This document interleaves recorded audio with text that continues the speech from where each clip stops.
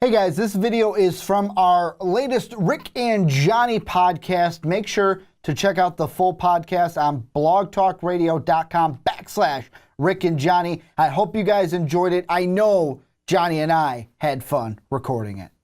Okay, Ricky, we gotta move on to our last topic. So we're getting movies, R-rated movies from Fox. We got the Logan one that came out. We got Deadpool came out. Deadpool 2 coming out. We have Sony talking Venom doing it.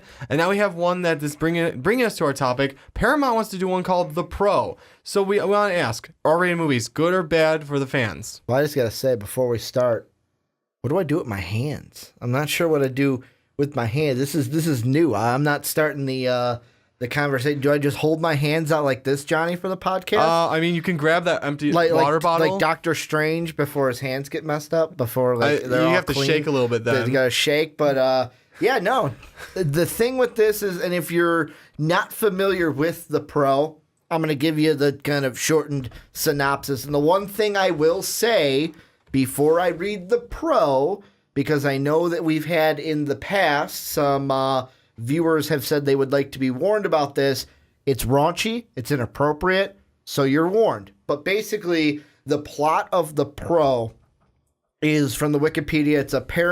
It's a 2002 comic from Image Comics, and it's a parody of mainstream superhero comics where it follows the career of a prostitute who is given powers from the fans. Basically, the people reading the comic said, let's give this let's fourth wall it and more give people this that read it, the more powers you get. Superpowers. And she joins the League of Honor, which is comprised of the Saint, the Knight and the Squire, the Lady, the Lime, and Speedo.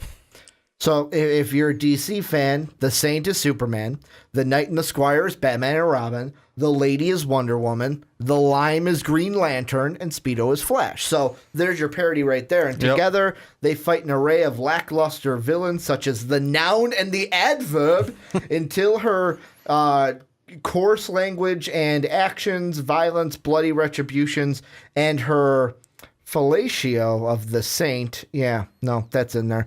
Result in she her was a prostitute. Yeah, you expect it, but she gets kicked out of the league, rejoins them, fights a terrorist attack.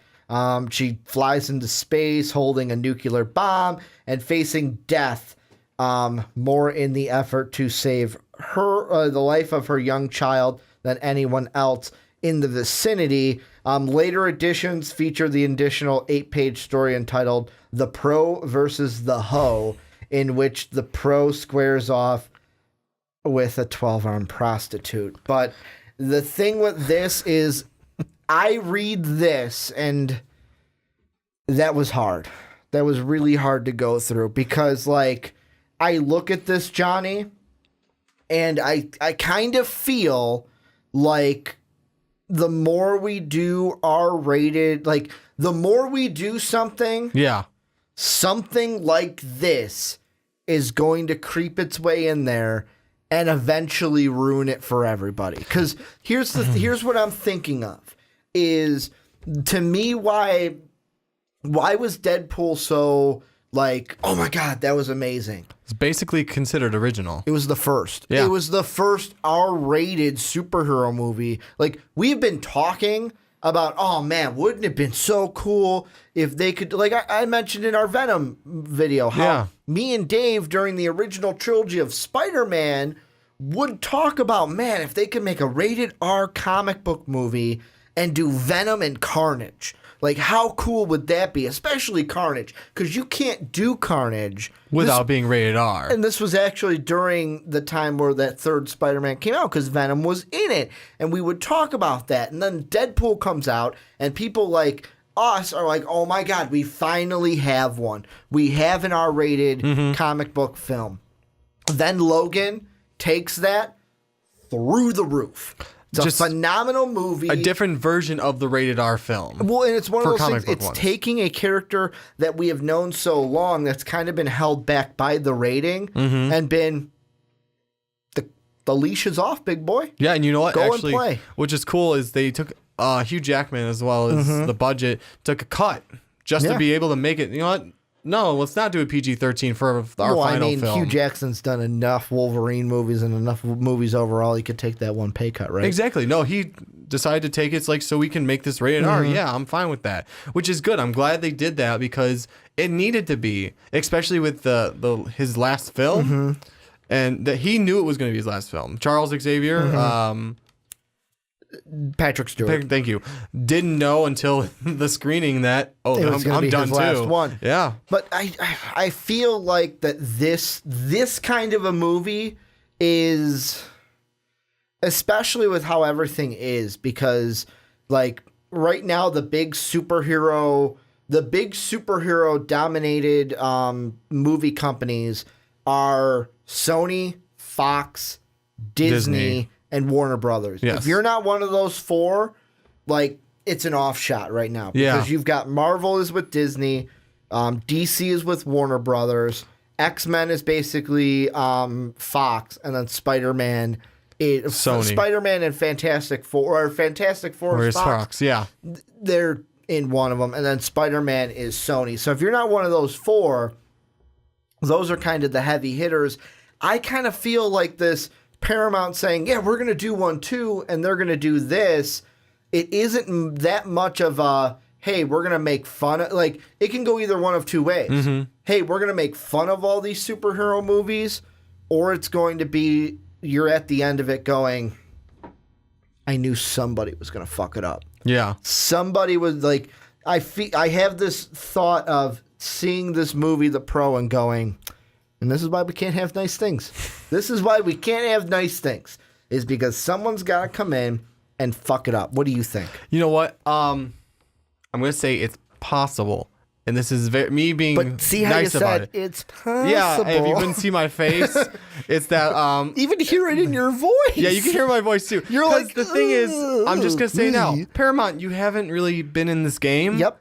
So...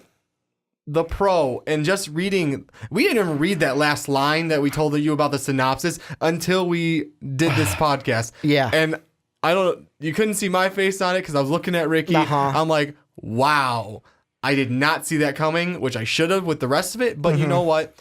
It's one that is possible, and I'm being nice about this. It's possible if you tiptoe around this. If you tiptoe You have to around tiptoe. it? You have to do it right. But you know what? I feel like no matter what, you're going to get... What I talked about right before this was Super from 2010. It's it's a indie movie. It's an IFC films movie. So basically, it's kind of like it's an indie film. Yeah, it's kind of an indie film. It's funny, but it's got Dwight from The Office. Dwight from The Office. It also has Ellen Page. Yeah, Ellen from Juno. Yeah, so That's you know it's good. I mean, I'm not gonna say it's great. I thought it was pretty good. A lot of funny parts, and there are a lot of parts you go, oh, well, that was interesting. I don't know about how you felt about it, because we watched it. Actually, I watched it with you. I like Super, but the thing with Super that made it even had Kevin Bacon was the villain, I think. Yes, and also had I just remembered Kevin Bacon being the villain. Yes, he was. You were right. But the thing with Super with Super though, it was one of those things where you never looked at it as like, oh, this is an R-rated comic book movie, because like it was on Netflix and I just decided, oh, what the fuck, watch it. Yeah. My standards weren't really high for it. No. Let's be honest, because if I'm watching an indie film, my standards aren't going to be too high. Not. I'm not going to be super critical of it like I would be one of the four heavy hitters. It entertained me. It was funny. I moved on. Exactly. But it was one of those movies where it didn't take itself too seriously, and it was what it is. The Pro, if they kind of take that same attitude towards it, then sure. I think it could work that way. It could end up being a good movie. And like I'll be honest, there are comic book movies that have been done where it's one of those things where it's good. Another one that we didn't think of that I just thought of, Kick-Ass. Yeah, Kick-Ass. I completely forgot about Kick-Ass. That was a Lionsgate movie. It was Universal Studios, and the production company was Marv Films and Plan B Entertainment. So none of the heavy hitters. No. Like the heavy hitters being the four that we had mentioned. So the Pro, it's possible. I just feel like, and this is a greater kind of conversation when it comes to get off of like focusing in on the Pro. Yeah. What I think will happen eventually, and it was going to happen, is we will shift into this R-rated superhero. Not all of them. Yeah, because no, let's you be can't honest, do all of them. Disney will never be R-rated. They won't touch it. Power Rangers won't be R-rated. However, I do hear they're making, not them, but like somebody's making a very dark Power Ranger TV series for Netflix. That's what I heard too. That I'm excited about. But the thing is, I feel like more and more of these comic book movies or nerd movies are going to be made rated R, and it's not gonna, like, we will not feel the same about the future movies that we did about Deadpool, about Logan. And the word that I kind of think in my head is oversaturation. I feel like because of the success of Deadpool and the success of Logan, this is going to lead to an oversaturation of the rated R market for comic book movies. I completely agree with you because there is the potential of oversaturation. I think what all these companies need to keep in mind is, does your character need to be rated R? Deadpool, yes. Logan, yes. Do we really do a Superman or a Flash movie that's rated R? I don't see it. I mean, there are stories where, like, let's be honest, if DC ever came out and said, we're going to do the Injustice storyline from the video game, make that rated R. Oh, I completely agree. Because there is a scene in that video game where, spoilers, by the way, spoilers. So if you haven't played Injustice, don't listen here. But basically, what happens is the Joker kills Lois Lane, which sends Superman into a rage. Could you imagine seeing on the big screen Superman, you're in half, you're in half, pulling you apart, basically destroying everybody. Oh, just burning everything. Because the love of his life is gone. Yeah. And then the superheroes have to basically stop him. No, I mean, if you're going with that story arc, definitely. But yeah, like if you're going with like that, I'm saying. Like the campy Superman, the Flash, definitely. I cannot see a Flash movie being rated R. Well, I mean, I find it really hard to do. Or really hard to see just because of who the Flash is. There's a lot of Marvel characters. I mean, we're not going to ever, I don't think we're ever going to see with a Disney Marvel. And that's fine. They're doing what they can do.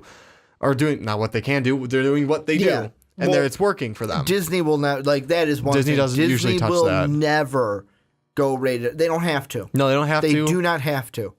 Because they usually make great movies without going into the PG-13. They stick with the PG-13 and it's working for them. Well, and the reason why that is they focus more in on the story. Exactly. They give you the developing characters. They give you the overarching arc that ranges from movie to movie to movie. And the thing that, I mean, with the rated R movies is kind of what you're going off of is, does your character need to be rated R?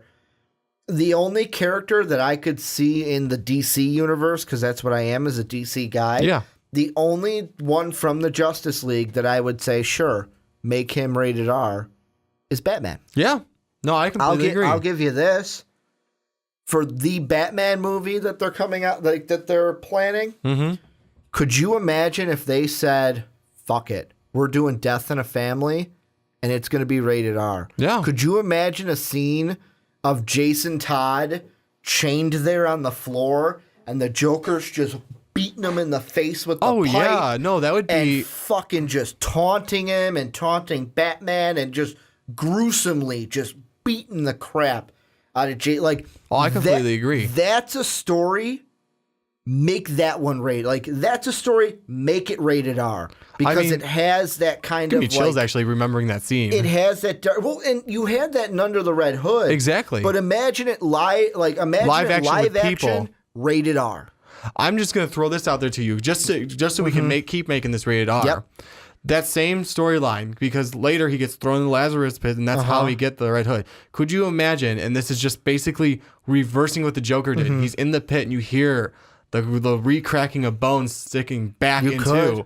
just because you want to make it realistic. You could do that. And the bones are shattered. You hear the snap back into place. and Imagine with actually see it snap back. some of while them, hearing yeah, it. like you have his rib pop back out to where it's supposed to be. That's something you probably have to put it as rated R because it's just that gruesome. And that's probably what you need, especially with villains like the Joker, Penguin, Solomon Grundy. These villains that just will snap anyone's neck in a heartbeat. And I want to throw this out there. Yeah. And I said I was getting away with it, but I can't. The Pro. Yes. Because that's what started all this. Is if it is done right. Yes. If it's done right, it will be nothing better to me. Like to me, in the kind of rankings of superhero movies in the rated R genre, it'll be nothing better but, it was a rated R Kick-Ass. That's what I think it might be. We're like, Kick-Ass, I went and saw it and was like, that was a good movie. I liked it. But how many years after the fact am I talking about Kick-Ass? Except for this podcast? No, we're not. You're not. And like, I get that it's like, well, guys, they're only coming out with one, but one might lead to another, might lead to another and another and another. And I mean, it's rated R movies for fans will only be good if it's not oversaturated. Exactly, which is why, like I said, you need to pick and choose your characters that you're going to do it with.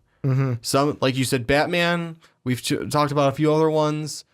Yes, do them, but like... And like, I even think in the Marvel universe, maybe it's because of how Disney set up the characters. Are there really any Marvel characters that they've introduced that you would say, you know what, I would like to see a rated R movie with that hero? Not maybe so the much. Hulk. No. The Hulk, maybe. Maybe if it's like a Planet Hulk, but you don't have to do Planet Hulk as rated R. No, because we're getting a semi-Hulk, Planet Hulk movie coming Ragnarok. Yeah. So, I mean, you don't have to be... rated R. There's not a lot that I can see rated R, at least not without really diving in and thinking about it. Venom, yes. Carnage, if we get him in there, definitely. Some of the Spider-Man villains, yeah, definitely. But I mean, as for Marvel, Disney, we're not going to get it anyways. I don't see that ever happening. So they're doing fine with their PG-13 and rating. You know what I will say? Then this is the only reason why I say this. And this is the last thing I'll bring up before we'll kick it to you to kind of end this R-rated to get your final thoughts on it. Yeah. Is there's a comic book series that Mark and I, if you're a fan of A Graphic Conversation, first off, if you haven't checked it out, check it out. There's a playlist on our YouTube channel. You can check it out on our Blog Talk Radio. We read graphic novels, and it's coming back for season 2. In about a month or so. And there's a comic book series that we've read that we're going to continue reading this season is called Morning Glories. Okay. And it's one of these things, just kind of the short arm of it is these kids go to a boarding school and things at the boarding school just aren't right. Like, it's all kind of supernatural kind of stuff. There are things in there that I'm like, if I want to see a superhero movie that's going to be a comic book rated R movie. Yeah. That is that is a series that I think they could make rated R and kind of mesh together the comic book genre and the horror genre. Okay. And kind of mesh them together because it's just one of those things where the stuff that goes on, it kind of not supernatural, but it's just like the beyond. Like, things are not going right. There's blood on the walls. There's gore in it. There's fighting. There's this, there's that. There's language.